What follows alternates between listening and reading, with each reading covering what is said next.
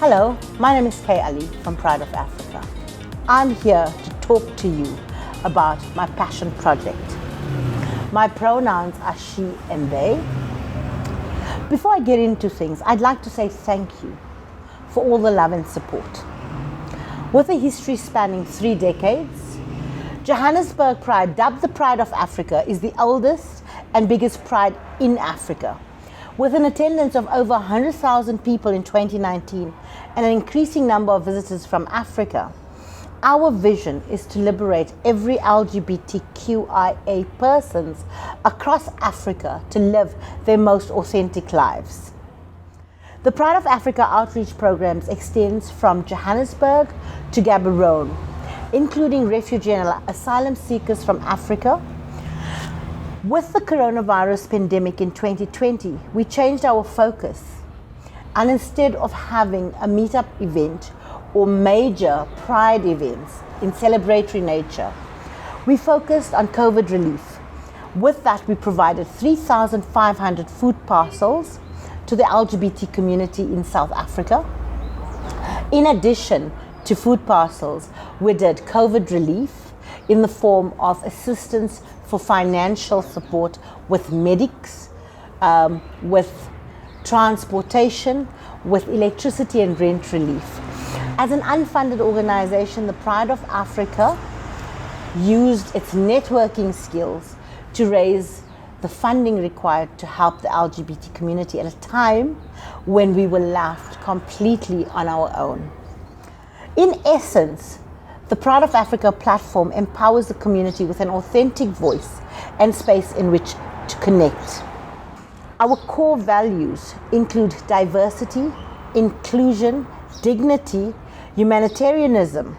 For us, gay rights is human rights, and a just society must be all-inclusive.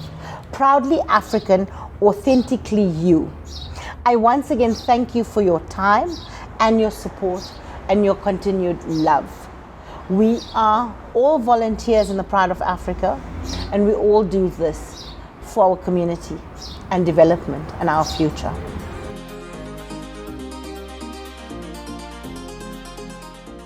Hi, how are you? Fine, and you? Good, good.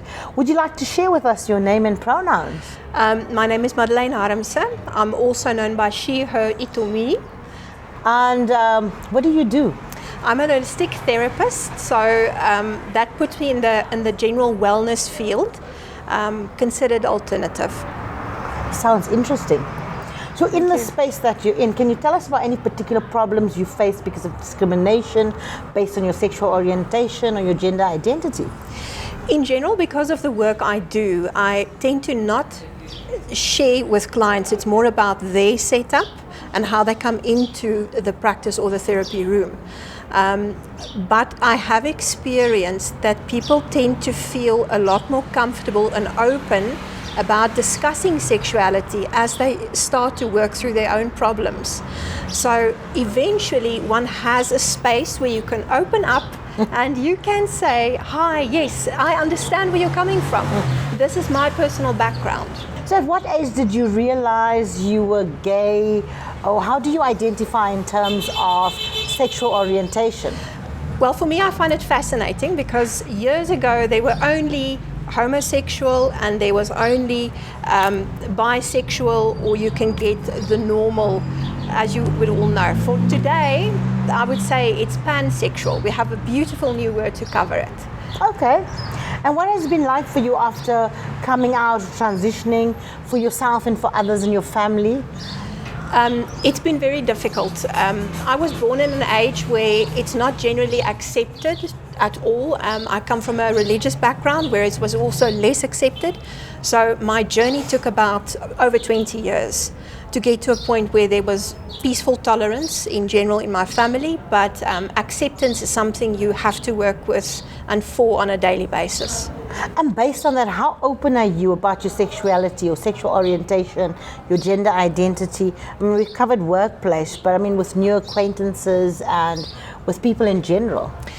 To be honest, I never declare. I let it be part of a natural, organic conversation because I do feel if they don't feel the need to declare themselves as heterosexual people, I don't need to declare myself as a pansexual individual. When the conversation gets to that point, that is usually when I would convey. Okay, so let's go back a little bit. So it was very difficult for you. So tell me about your family, and how has your sexuality or gender identity affected your relationship with your family? Do they now support you? Has things progressed? I mean, you've said earlier it was a 20-year journey. Yeah. For me, because I've always been quite different as a person in general, I think they were just comfortable saying that she's a different child. And for me, therefore, at an early stage, I already realized I don't identify like everybody else. I don't see sexuality like everybody else. I just don't see it in general. I see people that I love, and you tend to fall in love with everybody a little bit. So that's how I look at it. And therefore, when sexuality started to play a role in my life, I fell in love immediately. I was very young. I was but 14 years old, and that person happened to be a woman. So from there, obviously my parents did not accept it. So unfortunately, they wanted to throw me out of the house. So it was a whole situation of having to defend where you stand, having to make sure that you get fed and you get to finish school. So only after school did I get to spend more time, and I made a personal declaration to myself. I'm going to start living my life independently, with the idea that eventually I will tell everybody, you can be in my life if you choose to, or you can be outside of it if you choose to. And that worked for me. I would say, a peaceful warrior way. That's a very profound statement to make at such a young age, right? If you say so. I think everybody that identifies queer in some way, they all have that moment when they're quite young. That is true. That is true. So having had that moment and not having had the support of your family then, has anything changed as you got older? I would say now I know for a fact they love me because they do say this, and that's moving forward. And accepting my partner, also saying that they love my partner as well. But we cannot put religion on the table as a discussion point. We cannot put our relationship on the table as a discussion point, because it's going to stay a bone of contention. So it's this peaceful, let's not talk about it space. They friends. I mean, you and your partner have been together for a very long time, yes, right? So this has been you with the same person for over 20 years, yes, and they still have that discomfort when engaging with you. Correct. For me personally, their spiritual journey, their religious journey actually caused them to accept me for about a year and then retract all of their acceptance and said that this is unfortunately not something they can condone in any way for quite a few years. And this is not a question, I think it's more a statement.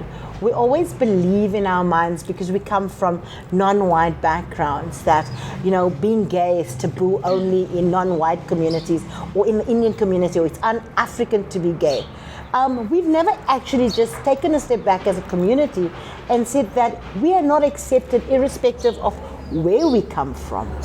Yes. And I think this type of conversation is actually very intriguing for me, because it's across the racial boundaries that we as the LGBT community face stigma, yes, face discrimination. And it starts from home, basically. That's correct, yes. So, Madelein, how are you involved in the community? So, are you involved in the community at all? From what I can hear, you've got a lot of compassion in you. So, has that managed to extend to the community in any way? To be honest, I would say the clients that I work with in my practice, with them, I tend to pick it up, and I always consider it a blessing when I have somebody of the community stepping in. It immediately makes me feel that there's somebody that you can carry the candle of hope over to. And at the same time, I would love to be involved with more projects moving forward, something that is going to be ground level, something where people that are also facing potential homelessness from a very young age, having to fend for themselves, close to what happened with me. That's my next passion. That's where I'm moving towards. And to be honest, I am quite in love with Pride Johannesburg and how they're doing everything. So in the future, I believe I'm going to be more involved with their projects. Oh, that's a fantastic statement to make. You've got that on record, right? There's this new trend going around in terms of body positivity and pressure and ageism. And, I always say I'm now graying, and at 45, I sometimes look back and I go, okay, back in the day, especially when you're talking about like the Heartlands or Hatfield, and that was a very long time ago. Do you have any concerns? We come from a very vain community in a lot of ways. So any body image concerns or about aging? That's such a deep and complicated question in our field. So if I can answer from my personal perspective, I truly believe that there is ageism amongst the queer community, LGBTQI, doesn't matter where you are, there is ageism. Because there's a sexual identity, and because it's connected to sexuality, it's connected to somehow a form of fertility, not whether it's for making a family necessarily, but having an identity built around the ability to be sexual in some way. So I find it very complicated, and I've noticed a lot of people, if they are not part of the groundbreaking work at the front and they're aging, they tend to be left behind. You do see that in all honesty. The other concern I think that a lot of people have, especially within LGBT community, and there's been a lot of work done around it from a male perspective, is HIV and AIDS. From a female perspective, not much is being done. True. We actually pretend that it doesn't affect the lesbian community. How do you feel about that? I mean, can you tell us in what ways this, from a wellness perspective, your perspective in terms of HIV and AIDS? So the people that I do know of, the first friend I had was a male gay friend that contracted HIV when he was only 17. And that was on his journey. Yeah, that's very, very young. But he was on his journey about just understanding himself, and then that happened to him. So he had a lot of trouble processing. And I had also, in my professional experience, most of the clients that contracted HIV were females, and they were heterosexual. So that is something that I found there's a lot more of a consciousness amongst people that are on the LGBTQI spectrum. So there's a lot more action taken. In terms of being from the female gay society, I can honestly say and I mean this with all love and respect, there's a sense of feeling relaxed, because this is not an extra added pressure for them unless they are facing some form of abuse. And so when they get in a safe space, this is no longer an extra concern for them that I've noticed. So in your line of work, you must have some serious pressures, stresses, health issues, mental health issues. Do you have any coping mechanisms or any tips for the community in terms of how to manage perspective? Because you have a different insight. Thank you. I would love to add this, especially for our community. The first thing you need to do is to make sure you get connected.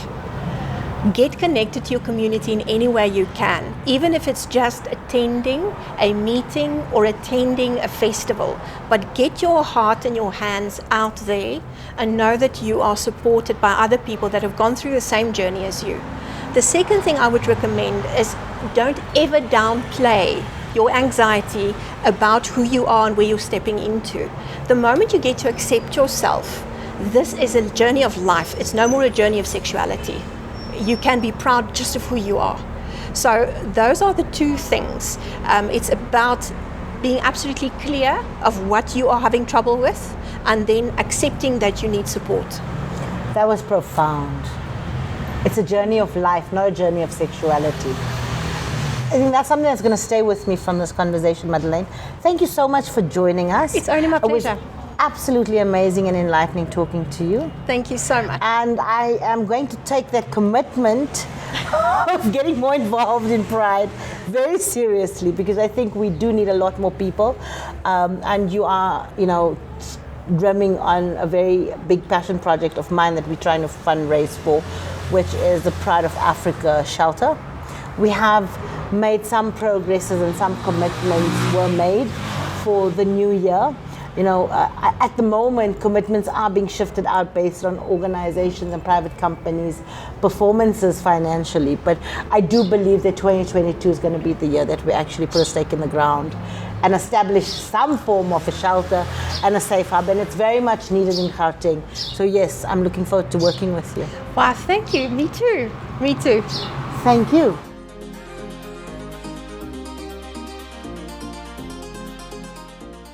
Hi, so I'm Kaye, and I'm an IT professional. I've got about 25 years experience, both local and multinationals. I've worked for some of the biggest global companies in my career, and I've always been fascinated with everyone's need and search for a seat at the table. And with the work that we've done with Johannesburg Pride and the Pride of Africa, I think it's time we created our own tables as the LGBTQ plus community. So I think, this is the start of something new. For Pride in itself, what we want to do is create that professional network space. And I think this is going to be a very interesting discussion, conversation, because we have a plethora of people around the table. So, yeah. Maybe we can all introduce ourselves, our pronouns, and... My name is Brad. Short pronouns, I'm out of touch with what's happening. I'm a gay man. I'm a designer, and I've been going to Pride for over 10 years. And it's been a great experience watching Pride grow. And it's always great fun. It's great seeing the community come together for a day and celebrate. Okay, I'm Tumi Manamela. I think that's like the name that everybody knows me. I'm a PR and communications professional. I think I've worked for multiple companies, actually, also multinational and local. Everything from, I'm not going to name the companies actually at the moment, but quite a lot of companies. And I'm currently in the financial services sector right now. As for pronouns, I'm with him. I dabble. I can be he, I can be she, whatever works. You know what? I don't take personally. Them, they, whatever. Life goes on. I'm not bothered. And that's me. My name is Madelein Harmse. I'm a holistic therapist, so I'm going to be the odd one in the room. And I identify as me, she, her, it, whichever ones you choose.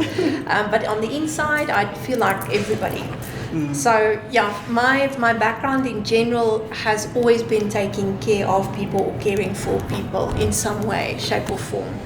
And it makes me incredibly happy to be sitting in a space that I can share with people that are all devoted towards well-being of this community for the first time in my life. And I'm going to be honest, I'm 41, so the first time in my life, I'm in a space where people actually appreciate our well-being. And that's really beautiful. I'd love to be part of it. Hi everyone, I'm Donald Nkomo. Pronouns, he, him, my pronouns, and I am a marketing specialist. I've worked in the financial industry for the longest of time. I started there. I've been there now in banking. I'm very excited to have this conversation with everyone, and I'm very glad that finally we are creating our own table and we're taking up space, and everybody is now looking at us and we're being protected. So I'm very excited to start this journey, and thanks for the invitation. And Donald has a billboard. I'm on a billboard. It's in Alex though, but I'm on a billboard. It will be on the highway soon, I hope. My name is Theminkosi, Kitshini. I am a transformation professional. I started off with an IT qualification, and then I branched into transformation because God found me. And then I'm now every day waking up to change the lives of the marginalized. And that's why I feel that my seat at this table is so valid and so important, and so are many of us sitting out there.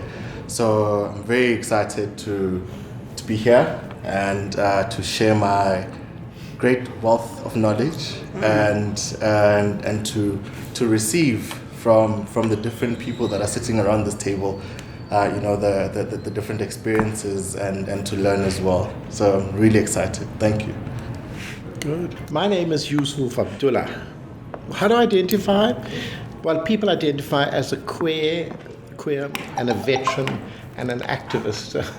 And I'll try and get away with those three titles because I'm retired. Retiring. But somebody actually did say to me the other day, thank you very much. Over the years, I've always had the opportunity when Pride goes belly up to come in, rescue, give advice, and then on track again. So today Pride is 31 years of age, and hopefully before the election she'll be 35 years of age. The national election, not the local election. 32. 31, 1990, well, 32 years of age, 31, 32. My involvement with Pride was, as one of the co-founding members of Pride, was purely at the time, it was because of the height of apartheid. I mean, Pride actually talks was in 1985 already, with the bars and the clubs and being illegal, and a lot of talk and then shelf and then talk. But as I said, being part of Pride and having all of the portfolios from chairman to cleaning toilets as well. You do it all. When the toilet at the electric workshop goes, it's okay. I'm sober. Let me see what I can do. So from cradle to grave, and I would like, as a gay man and as an activist, I'd like to see Pride reach its 50th birthday. How old I will be, I don't know, but add You'll be 65, 15 as well. But I'm sure. As an activist, our job is to discuss. You mentioned earlier about building a relationship and what's the future of Pride. And I think the future of Pride must have more intellectual thought, and it must have more ownership, and it must build relationship with that terrible thing called sponsorship. So hi everyone, I'm Kaye and Dayanand, so I identify as she, her. Don't ask me about race though, I think that's a bit more of a bigger question. So I never know how to identify that question either because I'm biracial. I get that reaction all the time. But I work as an audit manager, so I'm a CA at EY. So you guys can see the teachers always like, I love EY. And I have to say how it's going there, my experience being in that kind of professional environment and how it's been treating me and my friends and things like that. It's just, honestly can't say I'm going anywhere anytime soon. So I think that's the biggest reason why I'm here, just kind of to represent that how that company makes me feel, that space makes me feel, is how I want everyone to feel everywhere else. Excellent. I'm an ally and I have friends and family that's really, really important to me in this community. And if I can make one other person feel as safe as I feel everywhere else, so I think that's my biggest goal. Here, being part of you guys and just having this opportunity to discuss that. Love Excellent. That. You did well. Thank you. The follow-on was good. Pressure. Something not anyone would know. I went for my first Pride with Brad. Oh, wow. We did the Zulu together. Oh, that guys, that was the first Pride we moved from Hillbrow. That was in 2002. Correct. Oh, wow. It was the year that they did move to the Zulu. Yeah, that was 2002. And that was quite a Look at how Yusuf's just giving our age away. that was quite a traumatic move. I sat on the committee. You were 14. I sat on the committee on that year and the year before. The reason why we moved from Hillbrow, and we had a great 12 years of movement through Hillbrow town, But then there was one incident. There was a bottle throw, and Couldn't have been safe anymore. Yeah? it couldn't. There was a bottle from balcony, and lady had stitches, and I witnessed that, and of course the parade fortunately had liability cover to cover that, and that was a stepping stone that not only as an organizer, as a chairperson, is also the safety. And we got a lot of flack from moving Pride from Hillbrow to so-called exclusive Zulu. Hold on. Oh, I forget flash on that. It's always been so. But as I said, sometimes you make decisions, but that is also good to bring into the future of Pride. We must always consider the safety of people. Maybe this is an opportunity to clarify that, because I feel like it's been happening a lot. Like every time you say Pride is in Sandton or Pride is at Zoo Lake, people are like, oh no, and now it's exclusively for the privileged people. You get. So I have a theory about that. Yeah. Right? And I have, and here's the irony about what I find: the people that make the comments that Pride is in Sandton and it's exclusionary and it's for the elitist and. What these people are not realizing is that people like us, because I come from an Indian township called Lenasia, which is even further than Soweto. Yeah. We were thrown in the middle of nowhere and left to fend for ourselves, right? Yeah. Because of my origins. I come from a home that was an ordinary standard council home that had one door, no windows in the front, red sand as yards. When it rained, you had a mud bath.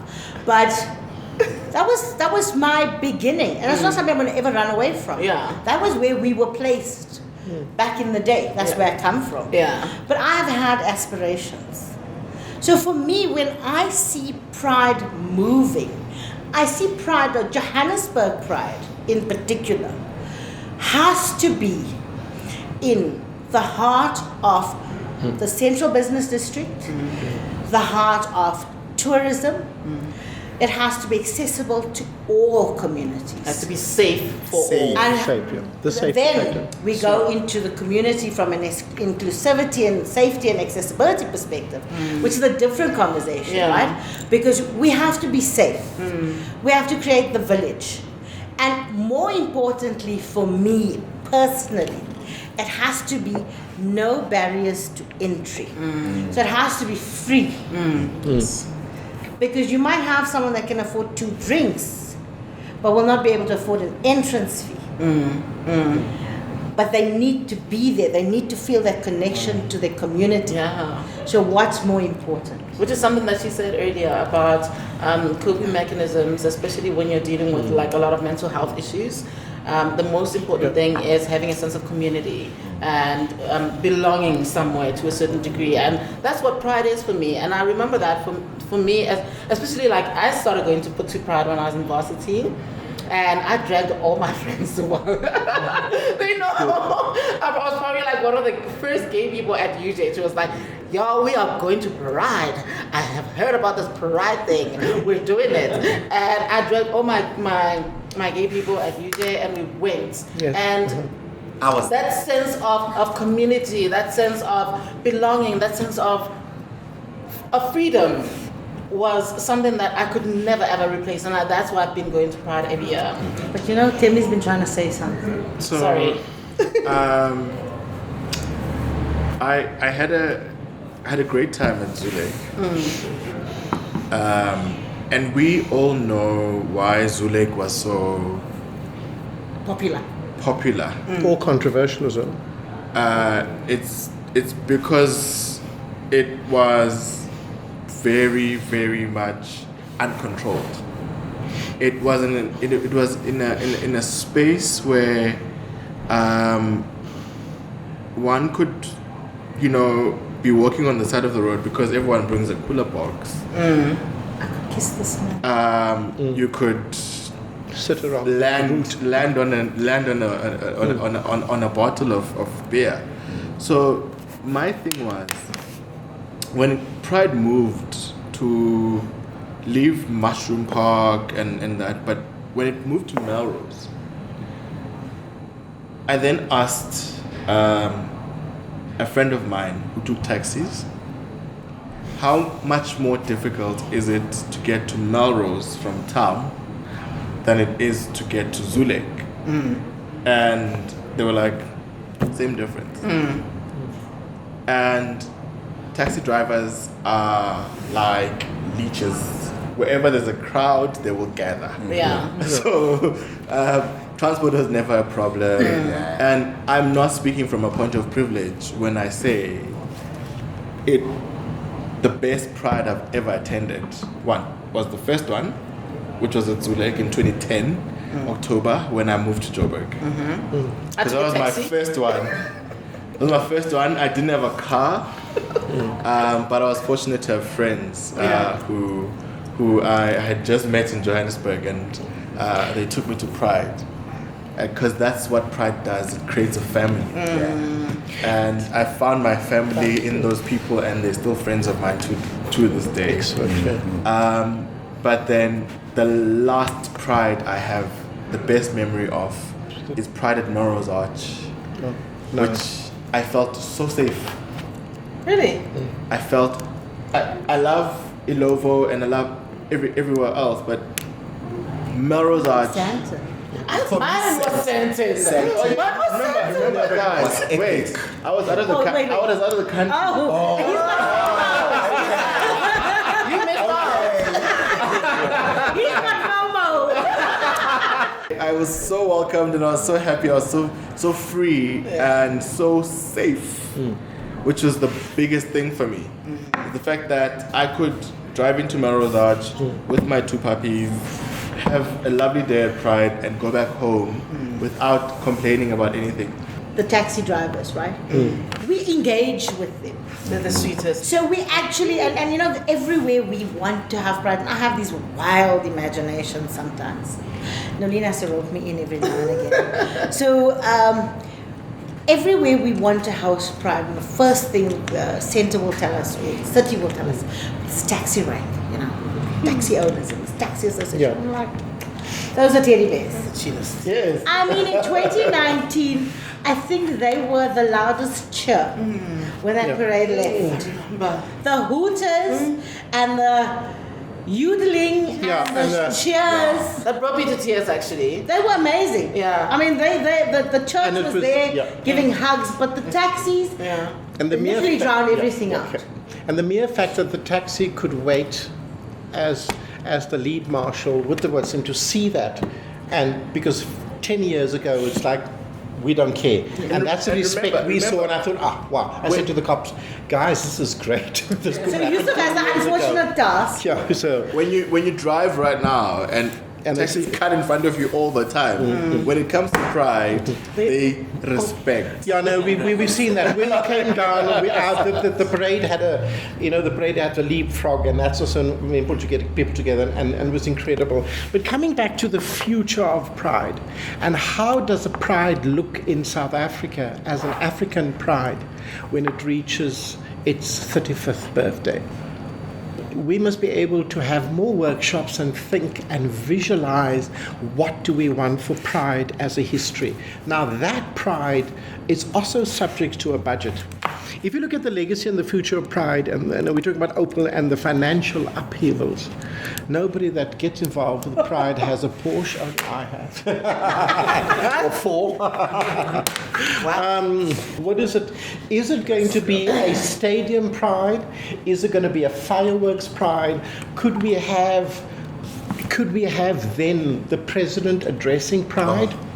Could we have? Not? No. I mean, this is what's in, because we had the letter in 2012 from Thabo Mbeki's office for Pride at Zulek, because Pride in Zulek had 2002 for 8 years. It was a great venue. It was a super venue, but the reason why we lost that was on account of the last 2 years we had a major criminal element.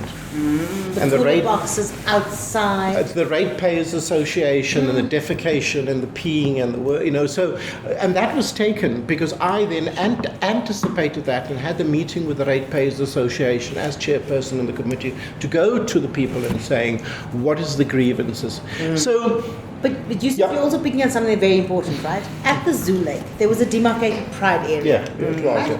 Which is what Pride was paid for, which is what was approved by the city. Yeah. Where the real Outside. situation came in was those that came for the picnic.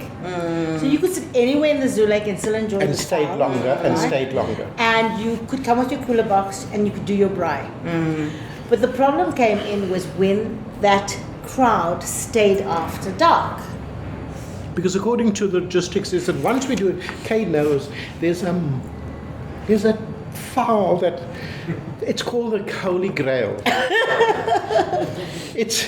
I sit there, it's like, have you ever seen that movie, what's her name, Prada? The Devil Wears Prada. Who Wears How do you Prada? not know the title? The Devil Wears I'm Prada. concerned about your soul. Do you know that book? Don't touch it. Hey, don't touch the book. Don't touch that book.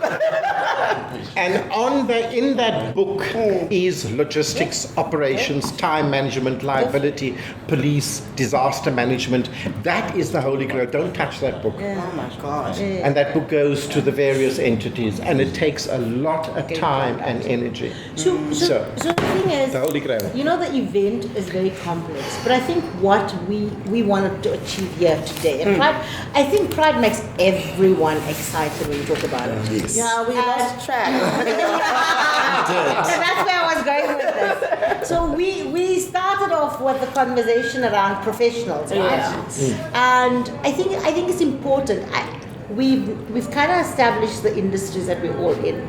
But what are the challenges we face? And look, Pride's always going to face challenges. Number one, we're always going to be unfunded. Because there's components that see us as a party, and there's components that see us as an activation, and there's components that see us as a human rights activity or advocacy. Yeah. So there's always going to be the challenge in terms of Pride and the funding. But there's also always going to be that passion, right? So to answer Yusuf's question, I think there's a lot of things that we see for the next 4 or 5 years of Pride.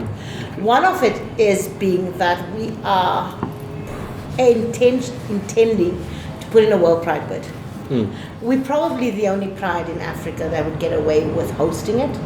And we are going to put our best foot forward. And we want that to coincide with our 35th, 36th anniversary.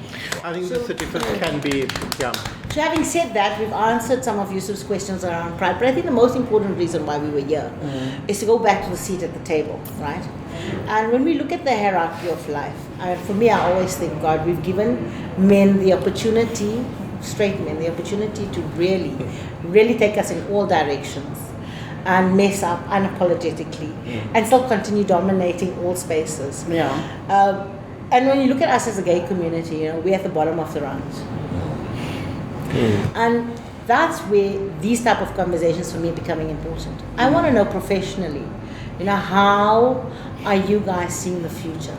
Because there's always going to be a future for Pride. But if there isn't a future for us in professional spaces, in uplifting ourselves as individuals, we're never really going to uplift the community and empower the community. Because every person's empowerment and development is an elevation for our community, right? If I may comment there, and I think the issue of, and I suppose you're speaking to the issue of inclusivity of the LGBTQI community in the professional space. Workplace, yeah. For me, I feel like it's more than just like including the LGBTQI community. It's actually an issue of diversity because for me, the one thing I've picked up, especially in corporate, is the lack of diversity, especially in senior management to a certain degree. I'm probably going to get burned for this.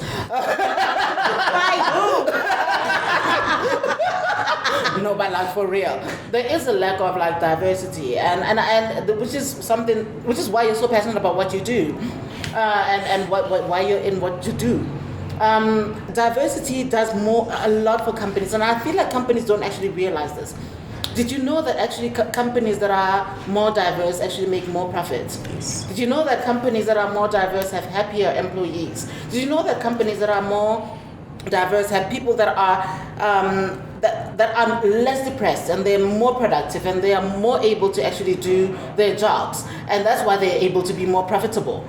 And those are the things that we don't take into consideration when we think about the importance of including everybody who is different and celebrating everybody's differences. But now that goes into a lot of what you do, right? So when I fell or found myself in the transformation industry, that's where I fell in love.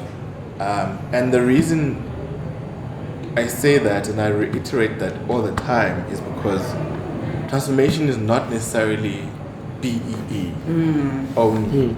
It's not us helping a corporate meet certain requirements to get certain points, to get a certain level of triple BEE compliance. It's purely about inclusion.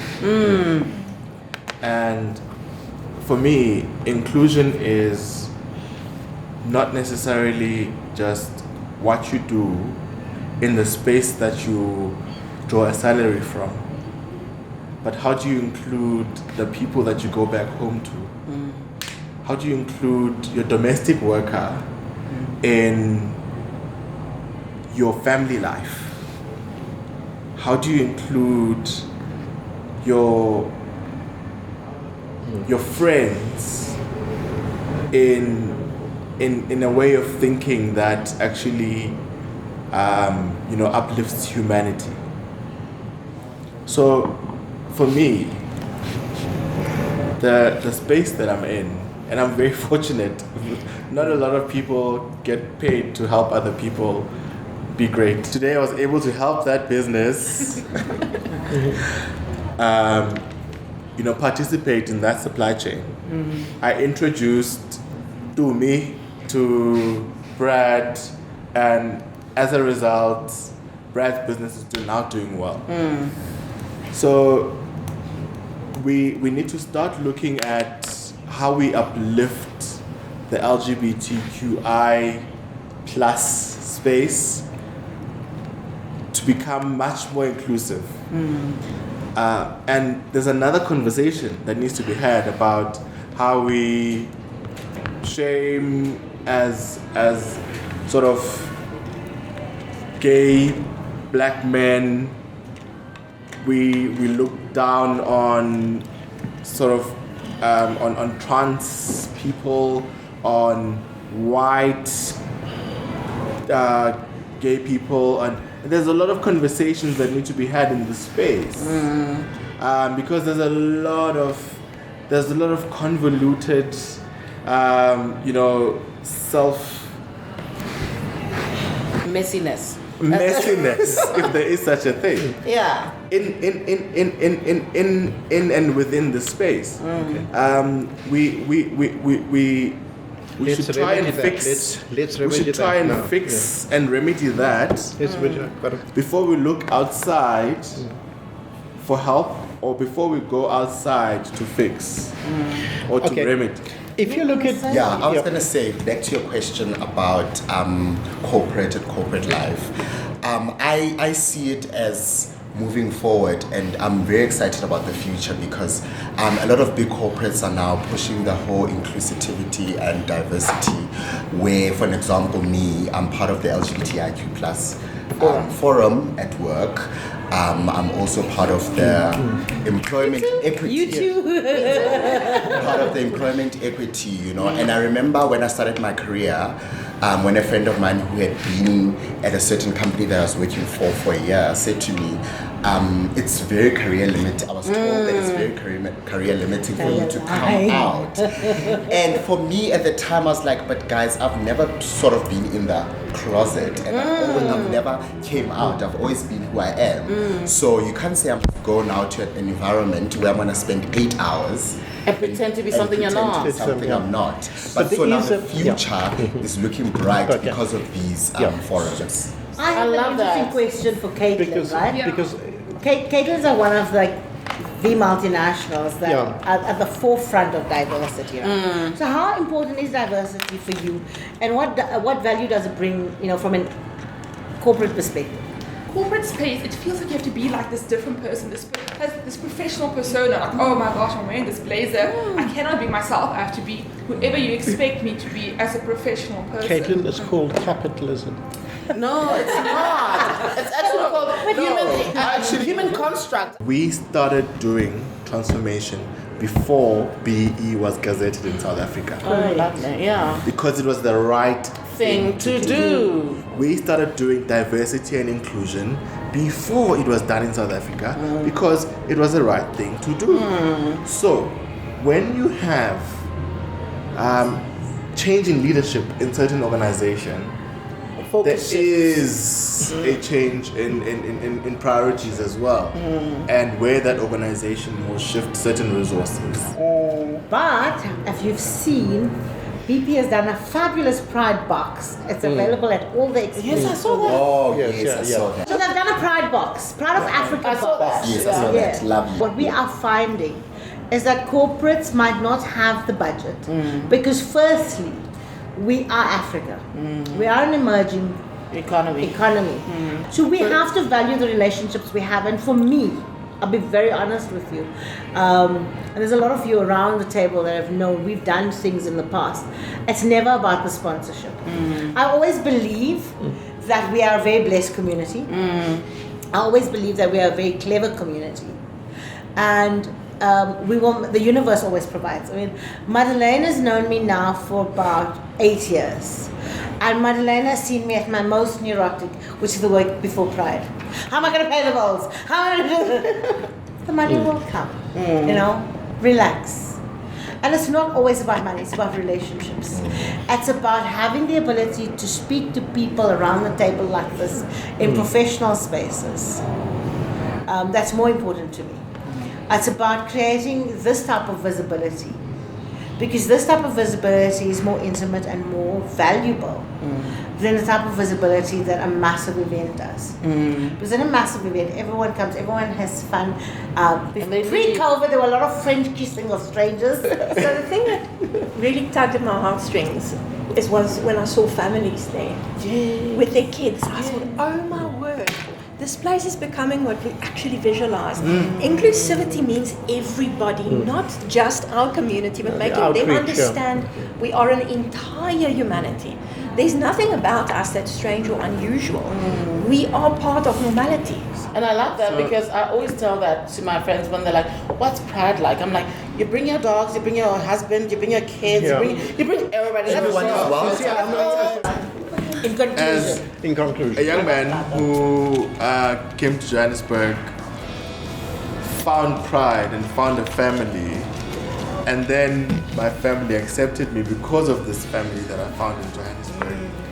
I believe that this is such an important initiative, and every day of my life I will work and do whatever I can to bring resources, to bring skill, to bring brain power and emotion and everything I can to make sure that next year Pride happens and the following year and the year after that. Yes.